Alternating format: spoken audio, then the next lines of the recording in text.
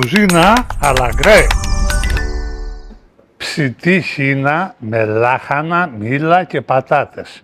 Αγαπητές φίλες και φίλοι, γεια σας και καλώς ήρθατε στην κουζίνα αλαγκρέ.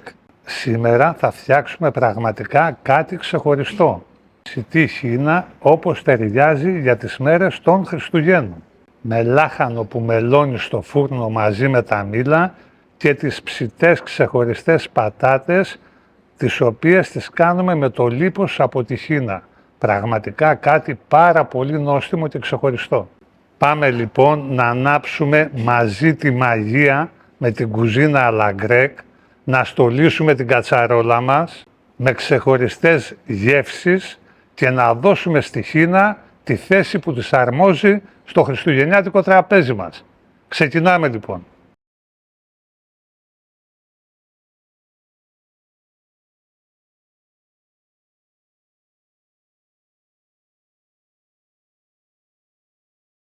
Άλλο ένα χριστουγεννιάτικο φαγητό από την κουζίνα αλαγκρέκ, ψητή χίνα με λάχανο και πατάτες. Χαράζουμε ραβδοειδώς τη χίνα για να μπορέσει να βγάλει το λίπος της και κόβουμε και τα εσπεριδοειδή, λεμόνια και πορτοκάλια. Ανθό αλατιού εξωτερικά και εσωτερικά στη χίνα και τοποθετούμε στο εσωτερικό της χιλιάς της τα εσπεριδοειδή με τη φλίδα τους για να βγάλουν τα αρώματά τους. Προσθέτουμε τώρα το Five Spice, είναι ένα μείγμα 5 μπαχαρικών, πωλείται έτσι στο εμπόριο, πάρα πολύ εύκολα να το βρει οποιοσδήποτε το αναζητήσει. Και θα κάνουμε μασάζ στη χίνα εξωτερικά από όλες τις πλευρές. Ένα φαγητό που φαίνεται δύσκολο, αλλά αν το παρακολουθήσει κανείς είναι πανεύκολο και γίνεται με πολύ εύκολο τρόπο στην κουζίνα του σπιτιού μας. Σε ένα πυρέξ βάζουμε λίγα λαχανικά σελινόριζα, πράσο, καρότα, λίγο τζίτζερ, θυμάρι και δεντρολίβανο και τοποθετούμε πάνω τη χίνα. Προσθέτουμε ανθό αλατιού, χοντρό αλάτι γιατί ούτως ή άλλως θα φύγει, θα λιώσει το λίπος και θα το αποβάλει και έξτρα παρθένο ελαιόλαδο. Τοποθετούμε και τα μυρωδικά όπως είπαμε, θυμάρι, δεντρολίβανο και βάζουμε τη χίνα στο φούρνο. Θα την ψήσουμε περίπου 40-45 λεπτά. Και ετοιμάζουμε τώρα τη γαρνιτούρα, ξεκινώντας πρώτα από το λάχανο. Παίρνουμε ένα ωραίο τροφαντό κόκκινο λάχανο, το κόβουμε σε φέτες και κατόπιν στη μέση, βάζουμε την κατσαρόλα στη φωτιά, ελαιόλαδο, προσθέτουμε το κρεμμύδι το ψιλοκομμένο και με μια ξύλινη κουτάλα ανακατεύουμε να τσιγαρίσουμε το κρεμμύδι να βγάλει τη γεύση του, τη γλύκα του και την νοστιμιά του και κατόπιν προσθέτουμε και το λάχανο. Προσθέτουμε το λάχανο και σιγά σιγά ανακατεύουμε έτσι να ξεκινάει να μαγειρεύεται και να πέσει ο όγκος του, να δουλεύεται καλύτερα. Βοηθάει τώρα το αλάτι και το πιπέρι που προσθέτουμε. Πολύ ωραία. Καπάκι και το βάζουμε στην άκρη της φωτιάς να υδρώσει που λέμε και να ξεκινάει να μαγειρεύεται.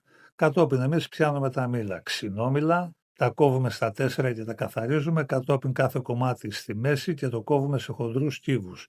Δίπλα μας σε μία πιατέλα και θα έρθει η στιγμή όταν θα μισομαγειρευτεί το λάχανο να προσθέσουμε και αυτό. Παίρνουμε πατάτες baby με τη φλούδα τους, τις πλένουμε πάρα πολύ καλά, τις βάζουμε σε ένα κατσαρόλι με κρύο νερό και αλάτι και τις βάζουμε πάνω στη φωτιά να βράσουν για 10-12 λεπτά περίπου και πέρασε και ο χρόνος και βλέπετε τη χίνα.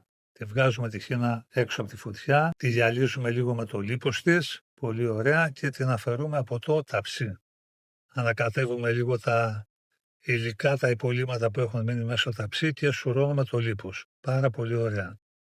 Σουρώνουμε το λίπος, θα το κρατήσουμε για να μαγειρέψουμε και τις πατάτες και τη χίνα στο τέλος, στο τελείωμά της. Κατόπιν επαναφέρουμε τη χίνα πάλι στο ίδιο πυρέξ, προσθέτουμε 2-3 κουταλιές μέλι, θυμαρίσιο μέλι και θα ξανατοποθετήσουμε το πουλερικό πάλι στο φούρνο, να ψηθεί για 15-20 λεπτά. Θέλουμε να είναι ψημένη ροζέ, να είναι ζουμερή και λαχταριστή, να μην μας στεγνώσει. Και πιάνουμε το λάχανο. Βλέπουμε το λάχανο, βλέπετε πως έχει μειωθεί ο όγκος τους, έχει πέσει, είναι έτοιμη, είναι η ώρα να βάλουμε το μήλο. Προσθέτουμε και τα μήλα, ξανασκυπάζουμε την κατσαρόλα και αφήνουμε έτσι να σιγομαγειρευτούν. Μετά από 15 λεπτά παρακολουθούμε, είμαστε έτοιμοι. Βλέπετε την υγρασία, δεν βάλαμε τίποτα μέσα στην κατσαρόλα. Χαμηλή φωτιά όμως θέλει εδώ πέρα. Αν το βάλουμε πάνω σε δυνατή φωτιά, τότε δεν φτάνουν τα υγρά και θα χρειαστεί να βάλουμε νερό. Σιγά σιγά λοιπόν, ούτως ή άλλως θα κανονίζουμε όλα να μαγειρεύονται μαζί και να βγουν στον ίδιο χρόνο. Δοκιμάζει ο σεφ, φαίνεται ικανοποιημένος και εμείς πάμε να βγάλουμε τη χίνα γιατί ο φούρνος έχει χτυπήσει. Ο χρόνος πέρασε και βγάζουμε τη χίνα από το πυρέξ. Στο ίδιο πυρέξ τώρα που βγάλαμε τη χίνα προσθέτουμε 2 κουταλιές αλεύρι και τσιγαρίζουμε. με το λίπος που έχει μείνει από τη χίνα και το μέλι. Τσιγαρίζουμε έτσι να φύγει η αλευρίλα και να μην μας μυρίζει η σάλτσα. Και προσθέτουμε ζωμό. Ζωμό μπορείτε να βάλετε ζωμό από κοτόπουλο ή ακόμα αν θέλετε και νερό. Αλλά με το ζωμό σίγουρα είναι καλύτερα γιατί είναι πιο νόστιμη. Ανακατεύουμε σιγά σιγά, προσθέτουμε και το χυμό από ένα πορτοκάλι. Πάρα πολύ ωραία και στο τέλος θα αφήσουμε και το πορτοκάλι μέσα έτσι να σιγομαγειρευτεί λίγο με τη σάλτσα, να βγάλει τα αρώματά του και τη γλυκόξινη γεύση.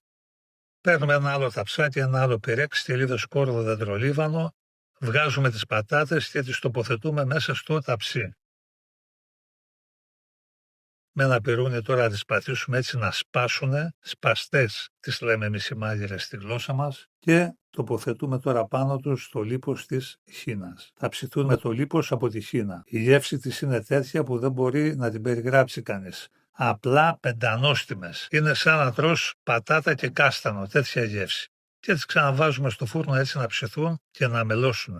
Βλέπετε τη σάλτσα πως έχει δέσει, πως έχει γλασάρει. Είναι η στιγμή να την περάσουμε, να τη σουρώσουμε από ψηλή σίτα, να φύγουν τα φρούτα και τυχόν κομματάκια είτε από τη σάρκα της χίνας, είτε από το αλεύρι, είτε από τα λαχανικά, οτιδήποτε. Θέλουμε η σάλτσα να είναι ηλία και διαυγής. Πατάμε έτσι λίγο τα υλικά μέσα στη σίτα μας να περάσουν πιο εύκολα και είμαστε έτοιμοι. Ανακατεύουμε και θα προσθέσουμε τώρα έτσι για τη σπιρτάδα και τη μεγαλύτερη γεύση και μια κουταλιά της σούπας μουστάρδα. Θα ανακατέψουμε ελαφρά τη σάλτσα έτσι να διαλυθεί και η μουστάρδα μέσα σε αυτή και θα προσθέσουμε και 1-2 τεμάχια από αστεροειδή γλυκάνισου για τα αρώματά του. Θα την αφήσουμε τη σάλτσα στην άκρη να ξεκουραστεί. Βγάζουμε και τις πατάτες από το φούρνο, βλέπετε την εικόνα τους. Καταπληκτικές, απλά καταπληκτικές. Και με ένα κοφτερό μαχαίρι τώρα πιάνουμε να μεριδοποιήσουμε τη χίνα. Πρώτα απ' όλα βγάζουμε τα 2 μπούτια της και κατόπιν χαράζουμε στη μέση από το στήθος και αφαιρούμε τα 2 φιλέτα. Πάρα πολύ ωραία. Τώρα τυχόν άκρες και τα λοιπά θα μπορούσαμε να τις βάλουμε μέσα στη σάλτσα της χίνας για να μεγιστοποιήσουμε τη γεύση της, αλλά εδώ δεν χρειάζεται. Σε ένα τηγάνι βάζουμε το λίπος της χίνας και περνάμε τα κομμάτια της έτσι να πάρουν ωραίο χρώμα εξωτερικά, αλλά θέλουμε να παραμείνουν και ζουμερά και τεμαχίζουμε τη χίνα σε λεπτές φέτες.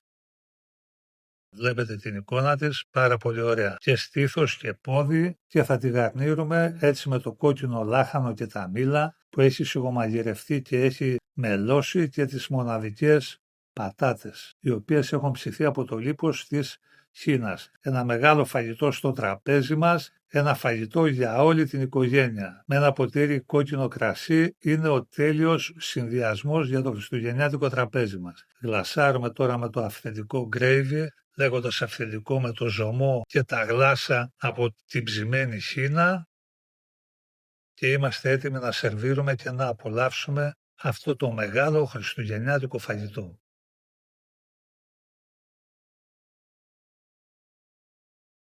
Και να είμαστε αγαπητές φίλες και φίλοι με τη χίνα μας, την οποία την έχουμε φιλετάρει, έτοιμη για δοκιμή, έτοιμη για απόλαυση, έτοιμη για φαγητό. Βλέπετε το ψήσιμο αριστοτεχνικά ψημένη, ζουμερή,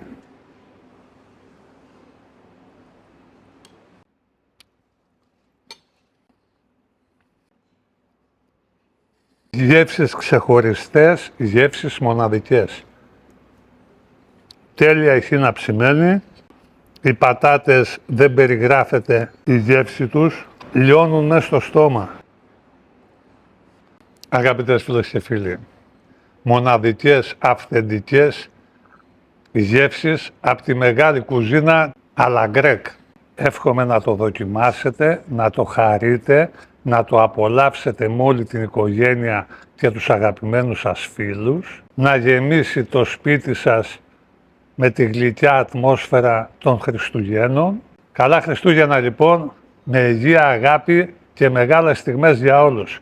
Μεγάλα μαγειρέματα, μεγαλύτερες απολαύσεις από τη μοναδική και αυθεντική ελληνική κουζίνα, την κουζίνα à la grecque. Γεια και χαρά σε όλους.